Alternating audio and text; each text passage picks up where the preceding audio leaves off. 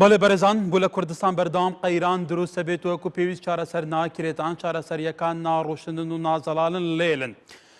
چۆن قەیرانەکان لە کوردستانە بکرێتە دەرفەتێک بۆ بە خودداچوونەوە بچوونیتی شارەسەرکردن. سەرنج بدەن بەڕێزان. هەر کاتێک کە قەیرانی لە کوردستانە دروستە بێ قەیران لەسەر هەر ئاراستێک بێ هەر سێکتەرێک بگرێتەوە. کۆمەڵێک کەسی ناشارەزا نائەکەدیمی ناپسپۆر لەسەر قەیرانەکان یەکسەر ئەبنە فەیلسوف بۆ هەموو پرسەکان ئەم کەناڵ بۆ ئەو کەناڵەکەن ئەوەندەی مزایدی سیاسی لەسەر ئەم قەیرانەکەن ئەوەندە قەیرانەکان تاسعی دەگەن ئەوەندە نان و پیازی پێوەخۆن ئەوەندە ئیعلام خەڵکی ئەکادیمی خەڵکی پسپۆر ئەو خەڵکانێک کە فعلەن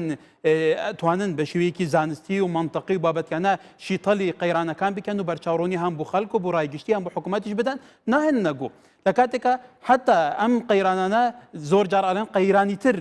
دروستەکەن کۆمەڵێک کەس هەیە کۆمەڵێک لایەن هەیە بۆیە زیاتر تەسەیدی ڕەوشەکە کە دواتر بێگومان جادەش ئەو ڕۆژێ ئەوەندە حکوومەت هەوڵ بۆ تهدیەکردنی جادادا لەبیرە چێتەوە چون پلانێک دابڕێژێ بچوونێتی چارەسەرکردن و تێپەڕاندنی قەیران. ئێمە باسی ئەو قەیرانانەی لە کوردستان بە تایبەتی لە بواری ئابووریە دەکەین. لە کوردستانە چی بکرێت کە فعلەن چارەسەرێکی منطقی بابەتیانە بۆ قەیرانەکان بدوزرێتەوە نەخشە ڕێگایەکی پێشوەختە بێ خەڵکی ئەکادیمی خەڵکی عاقڵ خەڵکی تێگەیشت و سەرنجی ئەم خەڵکە بە هەند وەربگرێت. تەماشەوان نێژە لەبەرەوە لە کوردستان زۆر سەرنج لەسەر ئەمە هەیە کە وەکو پێویستی استیفادە لە عاقڵمەندان و خەڵکی ئەکادیمیسیان ناکەن. بۆ ئەم پەرسە گرنگە بێگومان میوانەکانی من کەسی پسپۆر و ئەکادیمی و چاودێری وردی ڕەوشەکەن. ئەوانیش بەڕێزان دکتۆر دلێر حەقی شاویس پەرلەمانتاری پێشووی پەرلەمانی کوردستان ئابووریناس و مامۆستای زانکۆ هەروەها شیلان بیبانی ئابووریناس ئەم هەردوو میوانە لە ستودیۆ لەگەڵ منە بن هەروەها دکتۆر ئەحمەد سەفار ئەمیدێ کولیجا کارگێری و ئابووریا زانکۆیە زاخۆ لە باژارێ دووکە دیتگەنمە بیت کە ئەوش یەکێش ئابووریناسین بەرنیاسە بێگومان خێرهاتنا میوانێن خۆ دکەم. دکتۆر دلێر لە بەرەسێنەوە دەست پێ دەکەم بێگومان لە کوردستان هە قەیران زۆر هەیە بەسەم قەیرانانە زۆر جار وەکو پێویست چارەسەر بوو نادوزرێتەوە زۆر جار بە شێوەیەک شیتە لەم قەیرانانە دەکرێت کە بەرچاوڕوونیەکی منطقی بە خەڵک نادرێت قەیران بوو بەردەوام دروستە بێت وەکو پێویست چارەسەریش نییە. لە کاتی کارکردنا دائیمە هەڵاکرێ بەڵام ئەم هەڵانە بێ زوو چارەسەر بکرێت. کێشەیەک لەو کێشە سەرەکیانی ئێمە هەمانە لە کاتی کارکردنا ئیشەکان بە نیوە و نیوەچڵی بەجێ هێڵین بۆیە زوو تووشی کێشا بین کێشەکانیش چارەسەر ناکرێ بەم جۆرە هەڵە دروستەکات کۆسپ دروستەکات لە بەردەمی ڕەوتی کارەکانمانە بەم جۆرە کارەکان نیوە و نیوەچڵ دروستە بن و قەیران دروستە بێ قەیرانەکانیش بە هەمان شێوەی کە جەنابی باسی کە باسە کرد چارەسەری بۆ نادۆزرێتەوە. بەڕاستی ئێمە لە قەیرانێکی هەمە چەشنە و هەمەلایەن ناژین. ئەو قەیرانی کە لە کوردستانە هەیە تەنها قەیرانێکی ئابووری نییە قەیرانێکی کۆمەڵایەتیە قەیرانێکی سیاسیە قەیرانێکی فەرهەنگیە قەیرانێکی ئایدۆلۆژیە یعنی لە هەموو ڕوویەکی ژیانەوە لە بچووکترین و سەرەتاییترین ئاستی ژیان و بیگرە تا گەورەترینی ئێمە لە قەیرانە ئەژین. مەسەلەی ئەم قەیرانەش لە ڕاستیە وەکو وتم هۆکارەکە ئەوەیەکەوە ئێمە زانستیانە یەکەم بیری لێ ناکەینەوە دووهەم چارەسەری بۆ نادۆزینەوە. ئەو قەیرانی کە جەنابە مەبەستە قسەی لەسەر بکرێ زیاتر دیارە ئێمە باسی قەیرانی بە تایبەتی قەیرانی ئابووری قەیرانە تەسیر لە ژیانی گشتی خەڵک کردووە قەیرانێکی زۆر دیارە. بەڵێ بەڵام قەیرانی ئابووری لە ڕاستیە هۆکارەکەی سیاسیە بەشێک لە هۆکارەکانی سیاسیەتی دارەکردنی قەیرانەکە چونکە لایەنی ئابووری و لایەنی سیاسی دوو لایەنی تەواوکەری یەکترین یاخود دوو ڕووی دراوێکن ئەمانە تەواوکەری یەکترین هیچ قەیرانێکی سیاسی نییە بەبێ پێشینەیەکی ئابووری و هیچ قەیرانێکی ئابووریش بەبێ پێشینەیەکی سیاسی نییە. ئەم دوو لایەنی تێهەڵکێش و تەواوکەری یەکترین. ئێمە بۆ چارەسەرکردنی قەیرانە ئابووریەکان لە ڕاستیا بێ لە قەیرانە سیاسەکانەوە دەست پێ بکەین. بۆ نمونە بە بیر و بۆچوونی من کلیلی سەرەکی چارەسەرکردنی قەیرانی ئابووری و کۆمەڵایەتی و فەرهەنگی و هەتا دوایی بە قەیرانی سەربازیشەوە چارەسەرکردنی قەیرانە سیاسەکەیە. لە پێش هەموو شتێکە ڕێخستنەوە و سەر لە نوێ تەرتیبکردنەوەی نێوخۆی ماڵی کورد ئەبێت لەمەوە ئێمە دەست پێ بکەین چارەسەرکردنی ئەم کێشەیە و سەر لە نوێ ڕێخستنەوەی ماڵی کورد کلیل و هەنگاوی یەکەمە بێ بۆ کەواتە دکتۆر ئەمەش بۆ خۆی گەورەترین قەیران نییە کە تا ئێستاوە کۆتوەتی دەبێت ئێمە ڕەوشە سیاسەکەی چارەسەر بکەین. گەورەترین ئەمە بە قەیرانێکی مەترسیدار نازانی کە تا ئێستا کورد نەیتوانیوە گوتارێکی سیاسی هاوبەشیە بێ حتا لە ئیدارەکردنی حکوومەتی هەرێم ئەگەر کابینە هەشتمە لە بەرچاو بگرین ئەو هەموو لایەنەتیا بەژار بۆ ئەو هەموو مزایدە لەسەر یەکترەکەنەوە هەموو نقطەی زەعفێکتر لە بەرچاوەگرن و لە ئێلامە زەخمەکەن ئەوەندە پێکەوەی هیچ لەسەر ناکەن بۆ چونیەتی تێپەڕانکردنی قەینانەکە من پێم وایە پێشەوەی بگەڕێنەوە بۆ کابینەکانی یاخود بچین بۆ کابینەکانی حکوومەتی هەرێمی کوردستان ئێمە بێ بگەڕێنەوە بۆ ڕاپەڕین و پێش ڕاپەڕین ئەگەر ئاوەڕێک بینەوە بۆ مێژووی بزوتنەوەی ڕزگاری خوازی نیشتیمانی کوردستان ئەبین هەموو هەر کاتێک ئێمە هێزە سیاسیەکان یەک بوو بن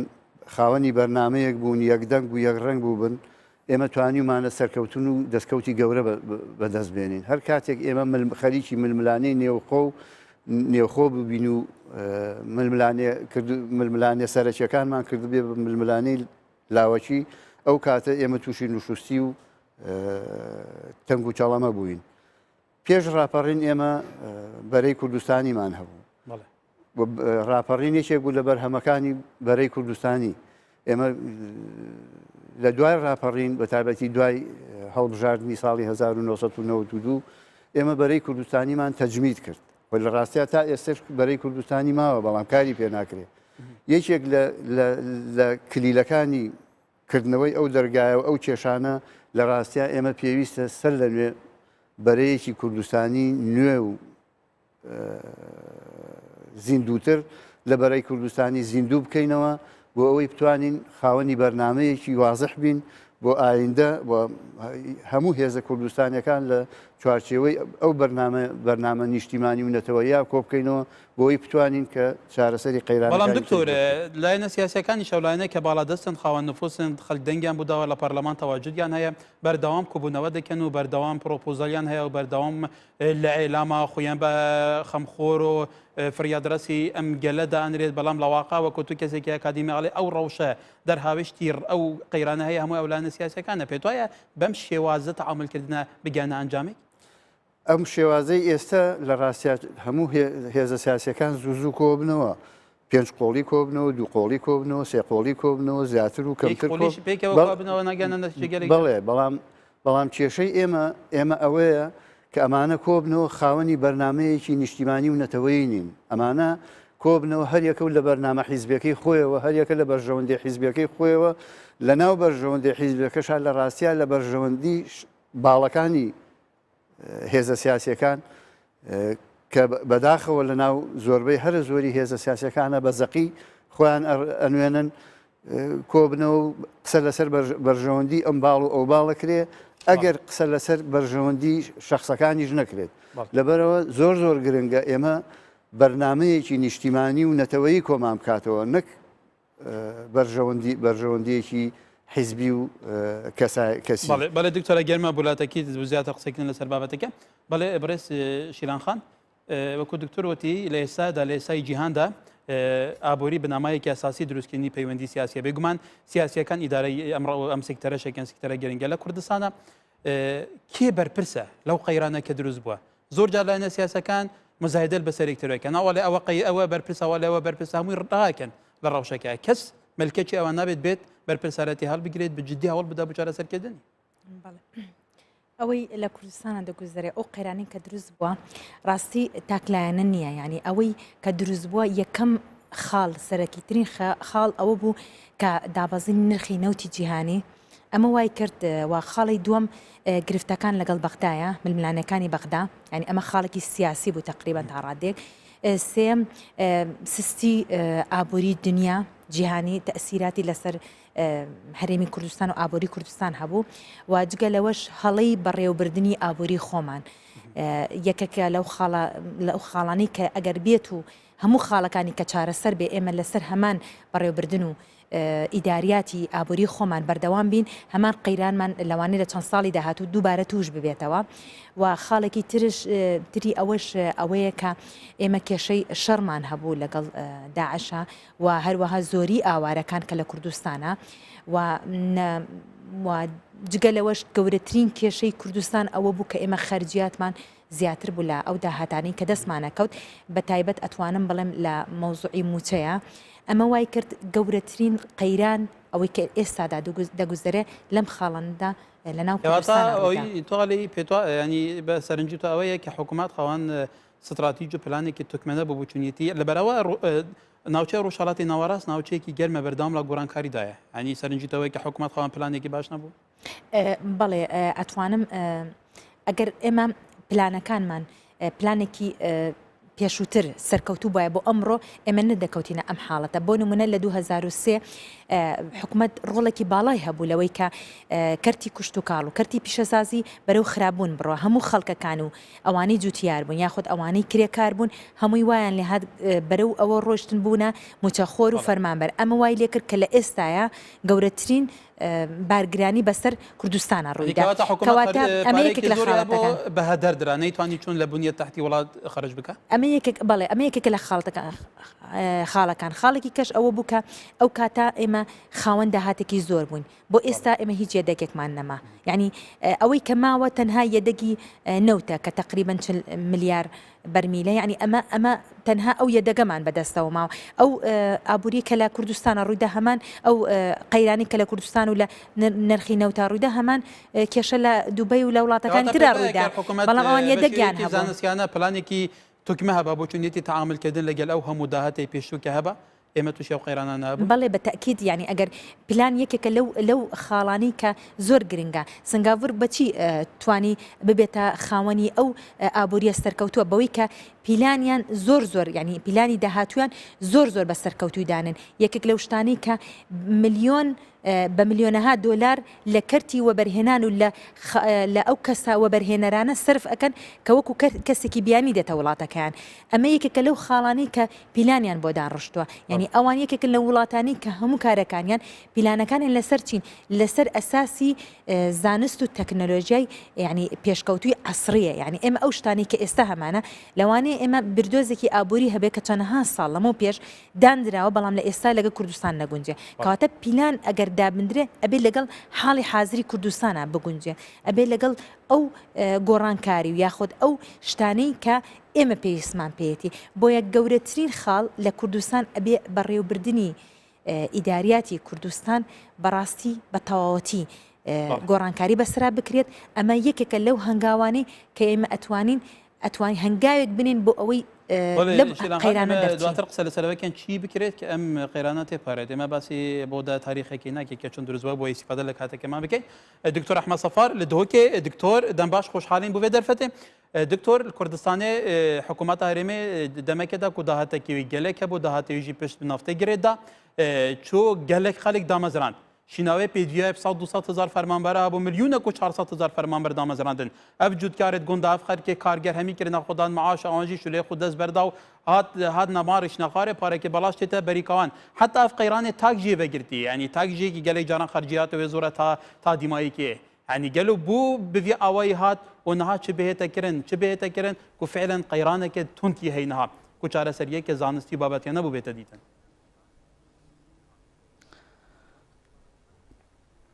بله کاکا کاراب دمته و بینرت کردستان 24 و مهبانت برز باش سپاس بوده کو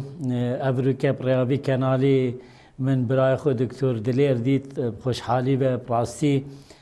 بدیت نامن وکی هر جار از بیجم افکاودانت دارایی آبوریت خراب نو که هریما کردستان تیدا ابا زبرت صد بو قیرانکی سیاسی ململانا حزبی یا ندرس یا کو الدی پرجواندیت حزبی نه الدی پرجواندیت هرماتی ابی ململانا حزبی اداره کی آبوری و دارایی یا لاواز یا نتایبتمند یا به پلان به سیستم به سیاست در خستیه کو کتت شاشیه که دا او دهات زبلاح بدست کت حتی سال 2014 کوش بغداد ها توش فروتنا پترول وش دهات نافخوی يا شي بدي أبا بردوام طبعا كتا الشاشة دا أو أم بجني إيشا هولندي وبكارنينا بشكل كو آبوري كي راستقينة چيكت كرتت آبوريت ريكو بيك جيرخانة آبوري چيكت هزرب كتبو روجي كي هوسا كوبيت هر آبور ناسك هر داراي ناسك هر كسي كي توقعت كركو أف هرم يعني أف قيرانة چيبت بنسبة مهمية الخاندنا ما بو اوی اداره کرنا دهات کردستان او سیاست حکومت هرم بکار اینای کو بار خو گران کریو بنت هاتینا هجره کرن خلک هاتینا باجه راو همی تعیین کرنا موچخور ملیونه کو 400,000 موچخور ایک سرسش خلک کردستان او متوقع بی خاصة کو او دهات بودهات دهات که جدرد نجیگیر پترول دهات که پیشبستن سر بهای جهانیت که عرض و طلب بازار عالمی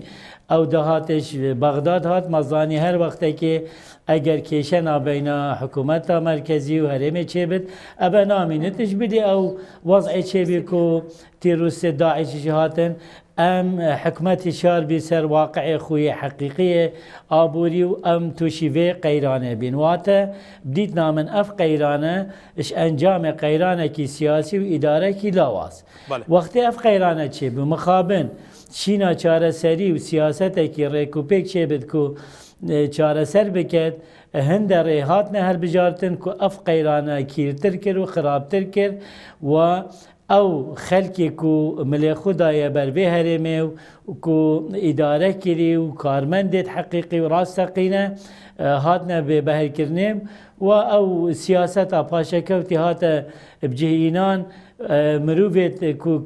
کار رئیسی و شرعید کرن كتنا بمباري او كارمندد نشرعي وندرس او تكو احتمال روجا كي كارنا كرين هاتينا يان هاتينا خانشين كرني بردوام بهم اف قيرانا نوكا نهمي چين جي مضرر بينا برواجي وي هندك جي ببهر بينا هما تأثير لنا كرينا وهندك جي مستفيد بينا بهرا بتر كو تحملها بقيرانا كرين وروج بروج وضع واني آبوري وجيانا وانا خوشت بد بله دكتور ليه اوقات تديتن تشيني كارمان دا كامت بيجني ذوي الدخل المحدود بله اوقات تديتن يعني اف قيرانه هي تو دكتور دليل هي نافنارين بونكو بيجمان سياسي اف قيرانه دروس كجبركو سياسينا اللاين سياسينا في حكومات بريفت بن في ولاتي بريفت بن مؤسسات في ولاتي بريفت بن دهات امي تشتي دستوان دايا اف قيرانه وان دروس كري لقيران خراب ترتت يعني روش وصايه تنبي يعني اتر هولاتي برجافان همي قيرانا ناجرن چه بهتا کرن تو اكو اكاديميسيك چه بهتا کرن افلاني سياسي بيوستا چه بر پسراتيوان هبي جبو درباس کرنا في قيرانه بله كار افكيشه دولاينه لاينه كي خرجيه جلكه لاينه دي دهات ما ويكيم بينا ما يوكبري معناه ادبت تو حلكي بيك ببيني ايك تو باري خسبكي اف خرجيا زيادة تو كيمكي كابتش قرار او عدد زوري موچخورت كو ام بيجني بن ديوار هاتينا دامزرن همان قرار ادبت بيت هلوشاندن و او مروبه بمينن اويت خانشين اويت خزمتا درس كرين او کارمنده بمینن اوید خدان خدمت اویدی بین هلوشاندن او ایک او انفاق مظهری یا کنو که دام و دزگید میریت حکومیت حزبیت کن لازم بین کم کرنه لای دهاتی جدر دهاتیت نی بین اف سیستم نوکه پاشکوتی از دوبارت کم اوه درست نینه یعنی کوتو بی ضریبش کارمند کبخو دهاتوی سنور دارن و که هر ماموستایی که زانکوه یعنی پرورده تقریبا دورت 22 موچه تمام الدفع حکمتینه ريت هين سياسة مالية بيجت وقت قيرانه دا حكمتي ريكت هين ايكشوان رياكو بيشتا ضريبة استثنائي او باجة السير مجموعة كومبانيانا مجموعة کەسایەتیە ئەو کەساتێت خۆدان داهات زەنگینێت و ئەسمالێک و کۆمکردنیش وەختێ ئاشتیە و خۆشیە ئەو کاودانێت یە طبیعی ئەگەر ئەم بێنو کە وان کۆمپانیا ئەم خاندنێکە سەر بکەین هەرێما کوردستانی ئەمشێن کێم ئەم دوورێت 20 کۆمپانیەت مازن ئەبێ زەبەلاح خۆدان ڕئەسمالە گەلێک مافی حکومەتێ دستور و هەمی قوانینێت مالیت بێژێت ممکنە ڤەریبەکی ئیسێثنائی نەگەلێک زێدە یعنی ئەگەر تو 5 سەدێنو کە ژوان کۆمپانیا تو وەرگری تو دێشەی داهاتێکی باش بینی و تو دێ چارەسەریەکی بینی بۆ بێ قەیرانێ ئەو یا دوێ یعنی سیستەمێ نوکەیە مەصرفێ یعنی دەبمە بخۆ ئەس نزانم نوکە هەر ئابوورناسێکژی بێت نزانت ئابوورە هەرێمێ وەزعی داراییە هەرێمێ چی تێت و چاوا تێتە سەرف کرد بۆچی چونکو بودجە نینە ئەبە چەند ساڵە یعنی ئەگەر حکومەتێکی بودجە نەبێت بودجە یعنی سیاسەتە حکومەتەیە بۆ ساڵێکی بەڵێ دکتۆر ئەزیزە ڕەمەجارتەوە بەکوتەر دابشکەناوی پرسێ ئیدارەکی بێ پلان بەڵێ دکتۆر دلێر وەکو دکتۆر ئەحمەد هاوڕە بوو لەگەڵ تو کە حزبە سیاسیەکان ئەوانەی ئیدارە مەڵاتە دەکەن سەبەبی سەرەکی ئەم قەیرانان بەڵام ڕۆژهەڵاتی ناواز ڕۆژهەڵاتی ناوچەیەکی گەرمە بەردەوام قەیران دێت بەردەوام کێشمە کێشمت دێت هەنی لەمە بۆ دەوا پێویستە حکوومەت چی بکات چی پلانێکی تر هەبێ بۆ بتوانێت سەرچاوی داهاتی خۆی بکاتە سەرچاوی فرەیی بتوانێت ریش نەبێت تۆزێکم قەیرانە سوی بکاتەوە بە شێوەی ئێستا نەبێ من وەکو ئاماژەم پێکرد لە سەرەتا تاک ئێمە قەیرانە سیاسیەکە چارەسەر نەکەین نێوماڵی هەرێمی کوردستان ڕێک نەخەینەوە یەکێتی ڕیزەکانی بزوتنەوەی ڕزگاری خوازی کورد سەر لە نوێ ڕێک نەخەینەوە ناتوانین قەیرانەکانی تر بەم ڕەوشەیەکی هەیە بەو هەموو کۆبوونەوەیە پێت وایە چارەسەر دەبێتەمە ئەبێ چارەسەر ببێ بەڕاستی یەکێک یاخود ڕێگەیەکی سەرەکی ئەوەیە کە ئێمە بەرەیەکی نیشتیمانی کوردستانی یەکگرتو دروست بکەین کە ئەم قۆناغە تێپەڕێنێ قۆناغی ڕزگاری نیشتیمانی تێپەڕێنێ و بمانگەیەنتە مەنزڵ و لەگەڵ ئەوە چارەسەر بۆ ئەم قەیرانە ئابووری و کۆمەڵایەتی و فەرهەنگی و سەربازیەش بدۆزێتەوە یەکێک لە هۆکاری ئەوەی کە ئێمە لە دوای ڕاپەڕین و دروستکردنی هەڵبژاردننی پەرلەمان و دروستکردنی حکوومەتی پێکێنانی حکوومەتی هەرێمی کوردستان تووشی هاتین ئەوە بوو ئێمە ئیدارەی ناوچە ئازادکراوەکانی کوردستانمان بەدەستەوە بوو بەڵام ئەم ئیدارەکردنە ئێمە بە عقلێتی شاخ ئیدارەمان پێکرد بە عقلێتی دەوڵەتمەداری دەوڵەتداری ئێمە کارمان نەکرد لەسەر ئەو ڕێکخرا و ئەو موئەسەساتانەی کەوتە دەست ئێمە لەبەر ئەوە ئێمە قەیرانەکانمان قوڵتر کردەوە لە گۆشەنیگایکی خۆشە سیاسیەکی مخەزرەمی ینی توش زۆربەی تەمەنەکەی لە ناو سیاسەتە بردوتە سەر خۆتە زانی حزبی کوردی کە دروست بە حزبە دروست نەبووە بۆ ریفۆرم لە کایجیەکانی ئیدارەکردنی وڵات دروست بێ حزبی کوردی لە پێنا و ڕزگارکردنی نیشتیمانەکەی دروست بووە حزبی شۆڕژگەری چەکدار بووە لە شاخەوە ئەم تەجروبە نەبووە بەڵام لە دوای 25 ساڵ لە ئێستاداکەن ئێمە باسی ئێستا بکەین ئایا ئێستا پێویستە چی بکەن ئەمانە ئەم سیاسەنە چۆن تەعامل بکەن هەر بە عەقلی شاخ وەکو تۆڵی نەخێر ئەبێ ئێمە دەوڵەت فێری دەوڵەتداری ببین ئێمە ئێستا فێر نەبووین نەخێر ئێمە هەنگاومان بڕیەوە نەبێ ینی ئەمن دەش ڕەش نانە ئێمە شتمان هەیە ئێمە شتمان هەیە ئێمە بەڕاستی ژێرخانێکمان کەم تا زۆر ژێرخانێکمان هەیە لەگەڵ هەموو کەم و کورتەکانەکە هەیە بەڵام کلیلی ئەمە بە بیرروبۆچوونی من پێکهێنانی بەرەیەکی نیشتیمانیە بۆ ئەوەی ئێمە زمینەیەکی سیاسی بخڵقێنین کە هەموو هێزە سیاسەکان کۆ ببنەوە بۆی ئەم قەیرانانە تێپەڕین و ئەم قۆناغە تێپەڕین بەڕاستی قۆناغی ڕزگاری نیشتیمانی ئەرکی حیزبێک و دوو حیزب نییە ئەرکی هەموو حیزبە نیشتیمانی بوو نەتەوەیەکانە لەبەرەوە بێ هەموو هاوکاری ئەیا مستەلەح بۆ ئێستا شاگونجێ کاڵەی قۆناغی ڕزگاری نیشتیمانی لە کاتێکمە نیشتیمانێکمان هەیە ڕزگار کراوە لە ژێردەستی خۆمان هەیە نەخێر ئێمە تا ئێستا ناوچەیەکی هەڕەشە لێکراوین ئێمە تاکو ئێستا بەشێکی بەرچاو لە خاکی وڵاتی ئێمە داگیر کراوە و خەڵکی ئێمە بەعرە بکرێ خەڵکی ئێمە قەتڵ و عامەکرێ ماڵی ئەسووتێنرێت تاڵانەکرێ و دەست درێژێکرێتە سەری یعنی لەبەرەوە ئێمە ئەو قۆناغە ئێستش لە سەرەتاداین بەڕاستی هێزە سیاسیەکان ئەبێ هۆشار ببنەوە ئەبێ ئەوە بزان کە ئەو قۆناغە قۆناغێکە و ئەبێ بزان قۆناغی ململانی و ناکۆچیە سەرەکیەکان لەکوایە لەگەڵ چێە لەگەڵ داگیرکەرایە نەک لەگەڵ هێزە سیاسی نیشتیمانیەکان نابێ لەبەرەوە بە دەسەڵاتدار و ئۆپۆزیسیۆنەوە ئەبێت لە بەرەیەکی نیشتیمانیا کۆ بکرێنەوە چونکە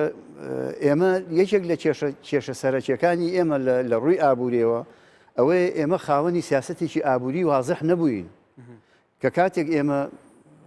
ئیدارەی هەرێمی کوردستانمان کەوتە دەست و حکوومەتی هەرێممان پێکێنا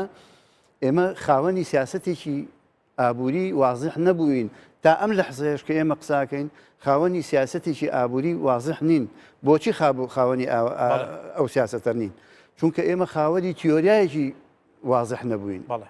بۆچی خاوەنی تیۆریایەکی وازح نەبووین چونکە ئێمە خاوەنی فەلسفەیەکی ئابووری وازح نەبووین تۆ فەلسفەیەکی ئابووری وازح نەبێ ناتوانانی تیۆریایەکی ئابووری وازح هەڵبژێری تو لەسەری بڕۆی و سیاسەتێکی ئابووری وازحیشی لەسەر بینا بکەیت لەبەرەوە ئێمە بە شێوەیەکی نازانستیانە ئێمە ئیدارەمان کردووە و ئێمە دوای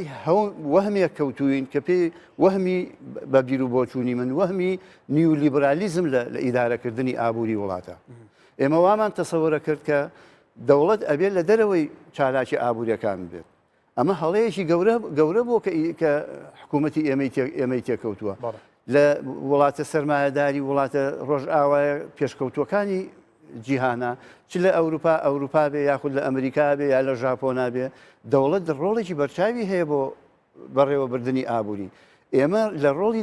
دەوڵەتماندا ویسمان دەوڵەت پەراوێز بکەین لە چالاکی ئابوووریەکان لە کاتێکە ئێمە ئەوە کێوای کە لایەنی سیاسی ئەوانەیە باڵا دەستن لە سیاسی هەوڵێ هەبوو بەڵێ ئەمە ئەوە و لەگەڵ ئەو ڕاوێژکارە بیانیانەی کە ڕاوێژی هەڵیان لە ڕاستیدادا ئەدا بە ویستمەوە پرسیارە بکەم مەکە بە کورتی جەمەیتەوە دکتۆرە لە کوردستانە مواسسات هەیە پارلەمان هەیە وەزارەتی دارایی و ئابووری هەیە لە پارلەمان سەدان یاسا دەرچووە بۆ چونیەتی دارەدانی ئەم یاسایانە لەلایەن حکوومەتەوە خەلکێکی ڕاوێژکار زۆر هەیە 15 زانکۆی هەلی بزانم 15-16 زانکۆی حکومیمان هەیە هەنی ڕۆلی ئەمانە چی بووە؟ بەڕاستی ئێمە ناتوانین گلەی لە موسسەکانی ئێمە بکەین خۆمان بکەین ئێمە ژمارەیەکی زۆر زانکۆمان هەیە و ژمارەیەکی ئەوان لە پێناوچی ژمارەیەکی بووە ئێمە ژمارەیەکی باش لە پسپۆرمان هەیە بەس کەس جوان لێ ناگرێت لە وڵاتی ئێمە تەسەوەرێک دروست بووە ئەگەر یەکێک ئینگلیزی بزانێت ئەمە شتێکی زۆر گرنگە ئەگەر یەکێک لە ئەوروپاوە بێتەوە زۆر گرنگتریشە خۆگەر بێت و قژی زەرد بێ و چاویشی شین بێ ئەوە هەر زۆر عاقڵتریشە ئێمە ئەمە لە گەلم شەڕ و کەشانەکە ئێمە تا بێگانەیەک وەستا بێت لە دەرەوە بیهێنین و پارەیەکی زۆری بدەینێ گوێ لە پسپۆڕەکانی خۆمان ناگرین ئێمە زانکۆیەکی زۆرمان هەیە پسپۆڕی چاکمان هەیە بەڵام گویان لێ ناگرین دکتۆر تۆ پێشتر پارلەمانتاریش بوو ئێستا مامۆستای زانکۆی لە ناو سیاسەتە تەجروبەی زۆرت هەیە ئایا گوێ لە تو نەگیراوە پێویست نەخێر گوێ لە کادیرەکانی خۆیان ناگرن ئەمە کێشەیەکی سەرەکی ئێمە باسی ئەمەکەین بەڵێ دکتۆر سپاس خاتۆشیلان ئەمە ئەو قسەی دکتۆر کە جێگە سەرنج بۆ سەرنجی تو لە سەروەر بگرم لە کوردستانە ئەوەندەی احتیمام بە ڕاوێژکاری بیانی ئادرێوەکووا لێ چاویشی ناقەزی قژی زەردە و نازانم چێدا دوای ئەوەندە احتیمام بە کەسی ئەکادمی پسپۆری ناوخۆ نادرێت لەوانەیە زۆر جار چاودێرەکان ئەڵێن بە میزاجی حەزبی مەکتەب سیاسی وەزیر کە وەزیریش کەسێکی تەکنوکرات نەبێ ڕەوشەکە بەڕێوە دەبرێت ئەمە کێشەیە ئەمە هەیە ئەوەی لە کوردستانە هەیە بەداخەوە ئێمە هەر کورد مەسلێکمانە سەر هەیە لە بێگانە پەرستین یعنی بەڕاستی زۆر جار لە کاتی بوونی قەیران و کێشەکانە پەنا براوەتە بەر کەسانێکی بیانی ینی پەنا نەبراوەتە بەر کەسانی پسپۆر لەو بوارەیە یاخود کێشێکی کەشمان ئەوەیە کە فعلن کاک دکتۆر ڕاستی کرد گوێ نادرێتە ئەوانەی کە بۆ نمونە پسپۆرن لەبەرەوەی گەورەترین کێشەی ئەم وڵاتە تایبەتمەندی نییە هیچ کەسێک ئەتوانم بڵم لە 1970 ئەو خەڵکەی کە ئیداریاتی حکوومەت بەڕێوە ئەبن تایبەتمەندیان نییە لە بوارانی کە کارەکانیان لەسەر ئەکەن کەسانێکن لە حزبەکانە ینی سەرکەوتوو بوونە لە حزبەکان یاخود لە ئەو خەڵکانی کە دەنگیان هێناوە لەوانە سەرکەوتوو بوونە بەڵام تایبەتمەندی ئەو بواران نەبووە سیاستکردن جایە بەڵێ بەڵام ئێمە سیاست و حزبی و کاری بەڕێوەبردننی وڵاتی بەڵێ بەڵام ئێمە لە کوردستانە کێشەیەکی گەورەمان هەیە حکوومەت لەگەڵ حزبایەتی تێکەڵ بە یەکتری کراوە هیچ کاتێک ینی لە وڵاتان بۆ نمونە حزبەکان تەنها کارەکانیان کاری سیاسی و تەنها و بەس بەڵام ئێمە ئەوەی کە حکوومەتەکەی تشکیل کردو بۆ نمونە ئەو خەڵکانن کە لە سیاست و لە حزبەکان باڵادەستن ینی هەر کەسێک بۆ نمونە مەسئولیتێک یان مەسئولێک بووە ئەو کراوەتە وەزیرێک ینی من ئەمە بۆ نمونە باس ئەەکەم ئەو کەسە تایبەتمەندی نییە لەو بوارێک کە کاری لەسەر ئەکا بۆیە ئەمە وای کردووە کە کاتێک کەسێک تایبەتمەندی نەبێ لە شتێکە پەنا ئەباتە بەر ڕاوێژکاری تر ینی ئەو کەسەی بە بۆچوونی خەڵکانی ئێمە دائیمەن خەڵکانی بیانی زیاتر زیرەکترن لەو بواری کە بە تایبەت بۆ نمونە ئێمە بواری ئابوووریەکە حکوومەتەیە طبعا ئێستاش کۆنفرانسی زۆر دەکرێت دیبیتی زۆر دەکرێت لەسەرەوەی چون کێشەکان چارەسەر بکرێت چون قەیرانەکان تێدەپەڕێنن کەواتەوە هەمووشانەی جێ لە هیچ ناگیرێت هەموو بە میزاج ئیدارە وڵات دەکرێت من ناتوانم بڵێم هەمووی بە مەزاجێت و هەمووی بەو شێوەیە زەکراوە بەڵام ئەتوانم بڵێم تا ڕادەیەک ئێمە پلانێکمان نەبوو یاخود تایبەتمەندیەکمان نەبوو لەو کارانە و تەنانەت ئەو کەسانی کە هەڵویستیان هەبوو یاخود بۆ نمونە زۆر کەسانێک هەبووە کە بابەتی ئابووری و یاخود شتی ئابوووریان پێش دروستبوونی ئەم قەیرانە نووسیوە بەڵام هیچ کەسێک گوێی لێ نەگرتووە ئەگەر لە هەموو شوێنەکانش بڵاو کرابێت و بەڵام کەسانێک هەبووە ینی بە تایبەت کاک دکتۆر ئەو وەکو ئەندام پەرلەمانێک کە گوێ لە قسەکانی نەگیراوە یاخود گوێ لە ڕاوبۆچوونەکانی ینی تا ڕادەیەک ینی کاری پێ نەکراوە لەوانەیە ئیتر خەڵکانی پسپۆڕ و لەو بوارە ئەوە بە حدێک هەر کەس گوێی لێ ناگرێت بۆیە ئەبێ لە کوردستان ئێمە شتێک هەبێت ینی ئەبێ تایبەتمەندی هەبێ ینی کێشەی سیاسی بە خەڵکانی سیاسی خۆمان زیاتر احتیمال لە بکرێت لەبەری ئێمە لە ناوخۆی وەزعەکەی نەوەک لەوەی کە ئەمە سەرنجی دکتۆر ئەحمەد سەفاری شەرگەرم دکتۆر کەواتە و هەموو زانکۆین کوردستانێ ئەو هەموو کەساتێتە کابدیمیت وەکووە وەخەهیلاکرین کەسێت پسپۆرن دەبیاوێن جودا جودا دەمادەم سەرنجان هەیە تەلبەر چاوگرتن مادەمی داراوی وڵاتی میزاجێتە پرێڤە برن کەسێ ناکادیمیا و کەسێت بنەوە زیر و جزیر و ئیتر مدیر عامەوێت بەرژەوەندی حزبێت پارێزن زیاتر بزانن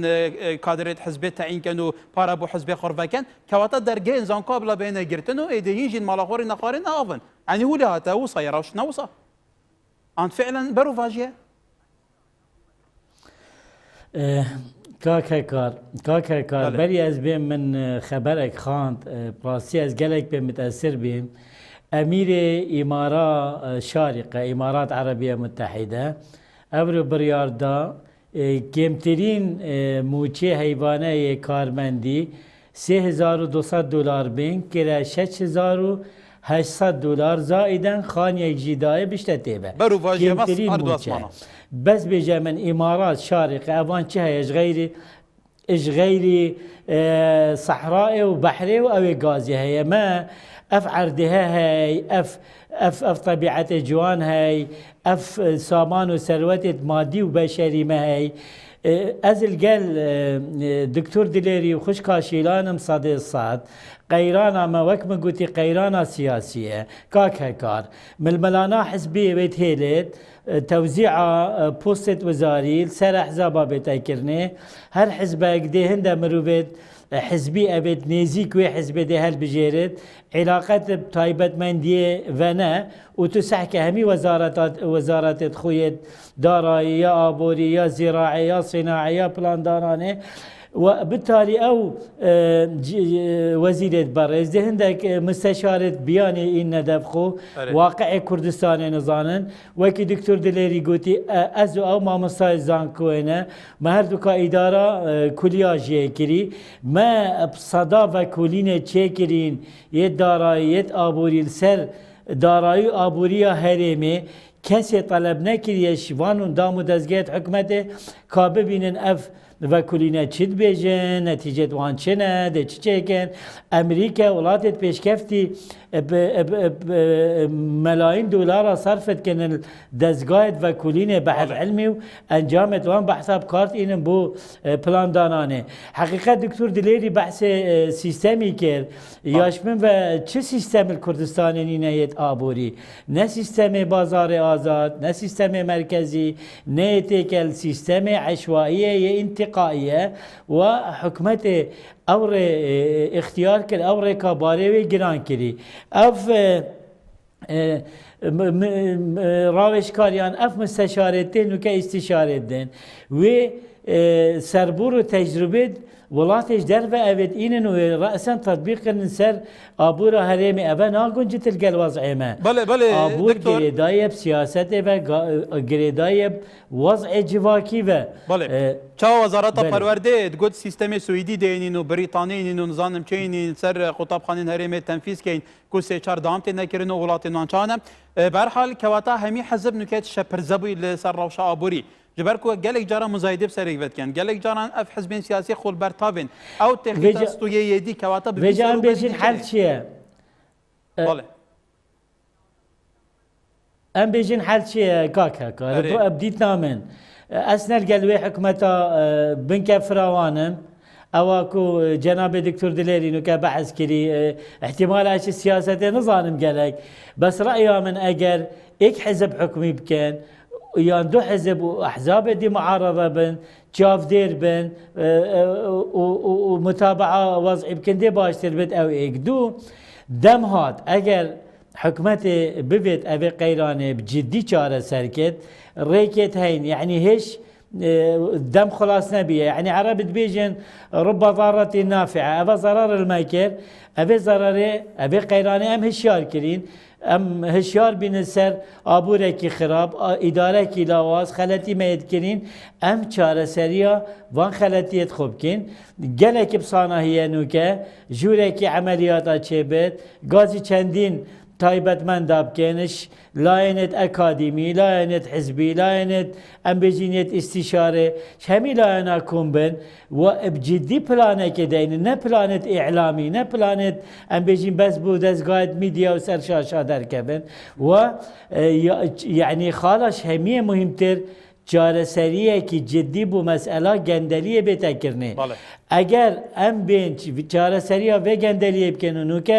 بری من خوشکاشیلان اشاره دا ولاتک وک سنگافورا دولت المستنقعات بی سنگافورا بری 5 سال احتمال دولت 5 سال آتیه چه کرنه بو چی وصا پیش کرد چونکو علاجا گندلیه کرد چونکو او دهات خو بریک درست انفاق کردن استثمار کردن و چونکو گرینگیا سرکی دا پرورده چونکو مروی چکت او مروی ده اداره آبورا هرمی کت او چونکو ادبیشت الانسان هدف التنمية وأداتها جيش بيدان دي بيمروفيد إيتا كده وقتا پرورده خراب کرده زانکو خراب کردن تو هر روز سیستم کت اینی هر روز تا سیاست کی مستقبلی نبود روز بروز وضع ملاواستر بتو اكيد اف قيرانه دي چندین قيرانه دي جدر كبه بله كواتا دكتور دليل لكردستان بيگومان اكريت سرچاوي تري دهات بدوزيتا بنومنا لكردستان 30 مليار متر سجا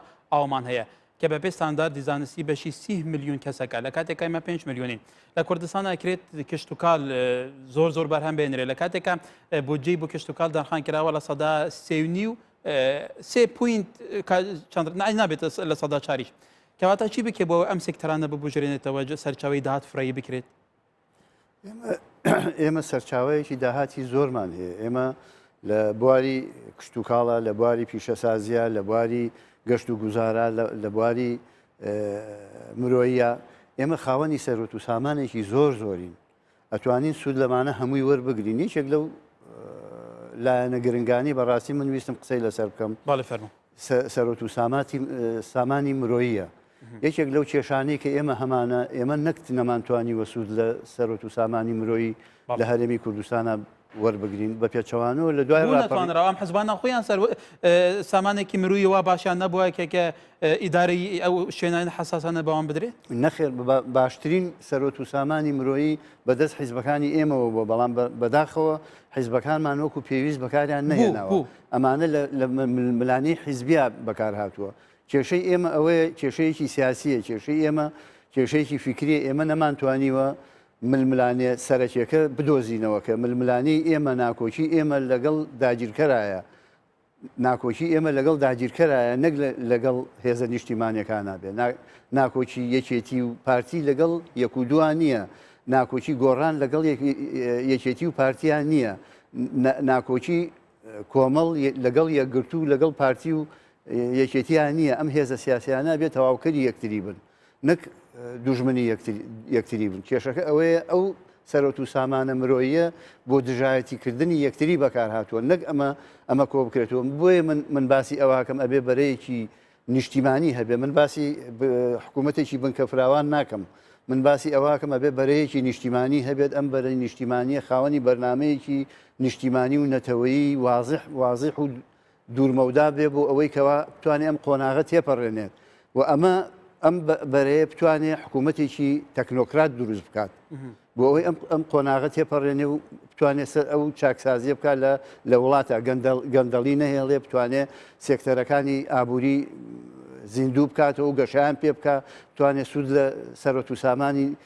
هەم سروشتی و هەم مرۆیی لە کوردستانە ببینێ و بتوانێت سەر لە نوێ چاکسازیەک لە دام و دەستگاکانی حکوومەت و دام و دەستگا کۆمەڵایەتیەکان و دام و دەستگا سیاسەکان لە پێش هەموو شتێکا بێت چاکسازی لە حیزبەکانە بکرێت بەم شێوەیەوە نەمێنێتەوە ئەو کاتە ئێمە ئەتوانین هەنگاوی گەورە بنین و ئێمە ژێرخانێکمان هەیە شتێکمان هەیە هێز و توانایەکمان هەیە بەڕاستی ئەتوانین پشتی پێ ببەستین بەڵام پێویستی بە هەنگاوی جددی هەیە پێویستی بۆ هەیە بە هۆشیارانە تر وریایانەتر بیر بکەینەوە و دووربینانەتر بیر بکەینەوە و ناکۆچێ لاوەچەکانی خۆمان بخەینە لاوە و ناوەچێ کەواتە دکتۆر هەر کاتێک بەرنامەم هەبێ زۆربەی میوانەکان لەسەر هەر بوارێک قسە بکەین یەکسەر دێنە سەر ئەوە دەبێت حەزبە سیاسەکان یەک بگرن حتا حەزبە سیاسەکان باسی ئەمەشەکەن ئەوەی لە واقع دەبینرێت پێچەوانایی تر نازانێنی حەزبە سیاسەکان بوو لە کەس ناگرن بوو یەکگرتوونە بن لە کاتێکە هیچ بربەستێک نییە يعني لن او حكومتك استا هي او حكومتك استا واقعي كهمانه ديفاكتويه شي بكريت انا قلم حكومتها بتوانيت كومالك هول دراوه كم قيرانه تيبرني بوي بشجيري بك ام قيرانه تيبرني یەکێک لەوانە بێ ئەم حکوومەتە لایەنە سیاسەکان ئاشت کاتەوە ئەمە هەنگاوێکی زۆر گرنگ ئەوەیشی حکوومەتە بەڵێ ئەمە یەکێکە لە ئیشەکانی حکوومەت بەڵێ ئەمە حکوومەتیش بێ ئەو ئیشە بکە بێ هێزە سیاسەکانیش بیکەن ئەبێ بە هەردوو لا ئەمە بکەن ئاشتەواییەکی گشتی لە کوردستانە دەست پێ بکات و جددی بێ لەو مەسەلەیە جددی بێ ئەنجا بتوانرێت هەنگاوی جددی بنرێت لە چاکسازیە بەڵام ئەگەر حزبەکان دژاتی حکوومەت بکەن گوێ لێ نەگرن ئەمە تو ئاشتەواییت کرد بەڕاستی ئەو ناتوانێت ئێستا گەر گوێ لە زۆر بۆ حیزبانە بکەیت کە پێشووتر خۆیان بە ئۆپۆزیسیۆن ئەناساند ئێستا باسی ئەوە کە نەڵێن ئێمە کاتی خۆی هەموو شتێکمان هەبوو دەوڵەت بووین پەیوەندیمان هەبوو ئەومان هەبوو کەچی ئەی باشە تۆ کە هەموو شتێکت هەبوو بۆ ئەو کاتە هاتیتە سەرجادە ئەو بۆ ڕوحێ باشە بۆ وا دەبوت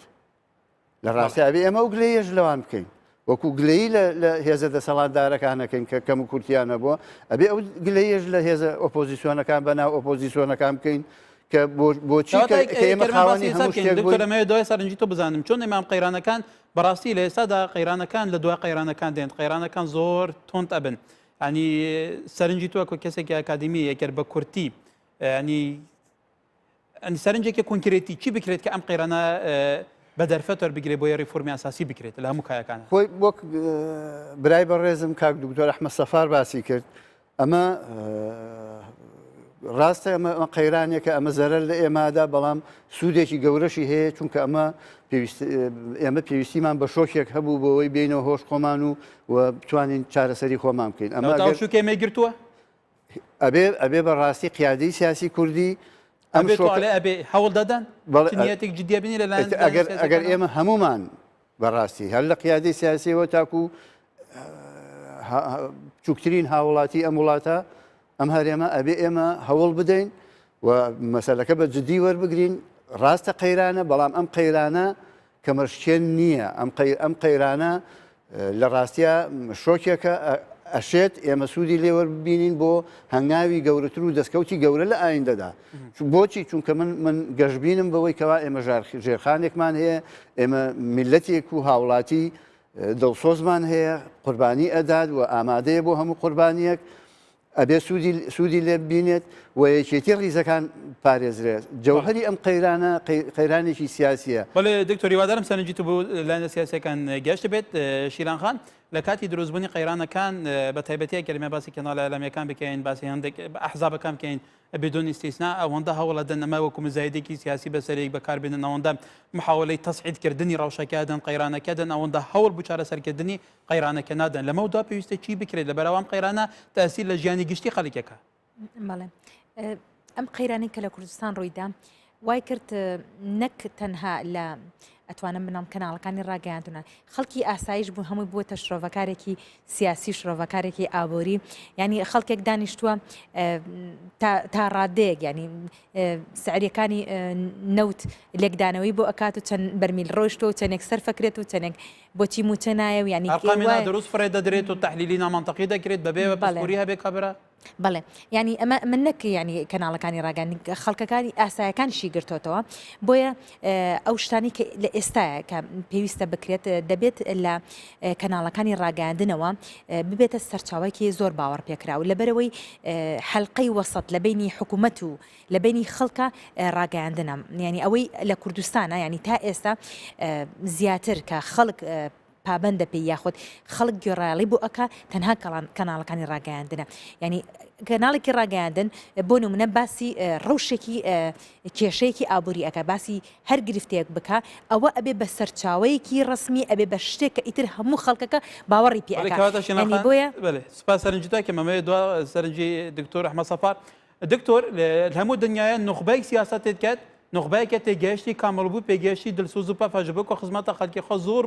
جدی بکەن ئەوە هین بێژن کوردستانی ئەوی سیاسەتێتکەن پێخەمەتە بەرژەوەندگەن خوانە زێدەتر دروستکردنا قەیرانان و زێدەتر قوڕخکردنا هەموو جمگا دەستی خۆدا گەل و ئەگەر سیاسیین مە حەزبێنمێن سیاسی وەکو پێوی ئێدی بیر چارەسەرکردن و خزمەتکردنا خەڵکی نەکەن دێڕاوش بەرەفکی بێشت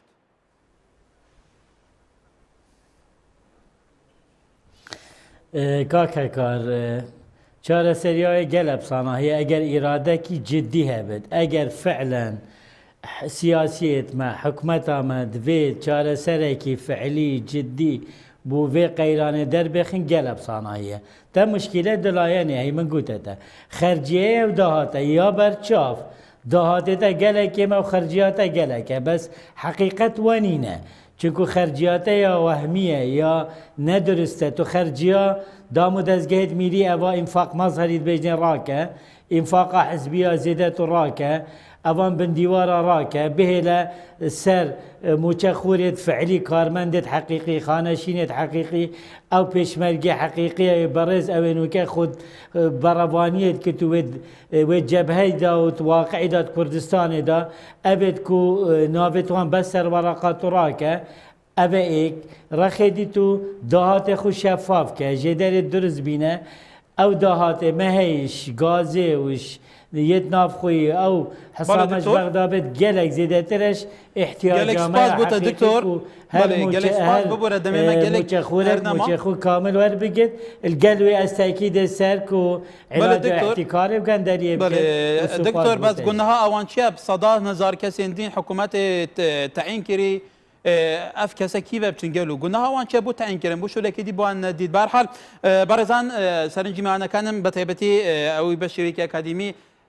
قەیران ئەو هەموو قەیرانی لە کوردستان هەیە ئەو هەموو شێوە ئیدارەکە وەکو خۆیان ئاڵێن بە خراپ ئیدارەکردنی سیستەم لە کوردستان هەیە بۆ ناڕێکی لایەنە سیاسەکان بۆ نەبوونی ئیرادەیەکی سیاسی بەهێزی لایەنە سیاسەکان بۆ چونیەتی خزمەتکردنی ئەم خەڵکە چونیەتی بە پلانێکی زانستی چونیەتی وەرگرتنی سەرنجی کەسی ئەکادیمی عاقڵ لەم وڵاتە بۆ چونیەتی ئیدارەکردنی ئەم وڵاتە ئاڵێن ئەم وڵاتە بە میزاج بەرەوە دەبرێت کەسی عاقڵمەند و هیچ شێوەی سەرنجی وەرناگیرێت کەسێک لە ئەوروپا لە وڵاتان دێنن بە پێی سیستەمی وڵاتی خۆیان یەک دنیا پارادەنی و ئەنجامیش بەم شێوەیە هیوادارم ئەم سەرنجە بۆ لایەنی پەیوەندی دارگەشتێ بە تایبەتی بۆ لایەنی سیاسی کە ئێوە لایەنە سیاسیەکان بێدون ئیستیسنا بەرپرسی یەکەمی ئەم قەیرانن بە هەموو لایەنەکانەوە وەکو دکتۆر دلێر و دکتۆر ئەحمەد سەفاریش بێگومان شیلان خانی شوتی تا دیدار خواتان لەگەڵ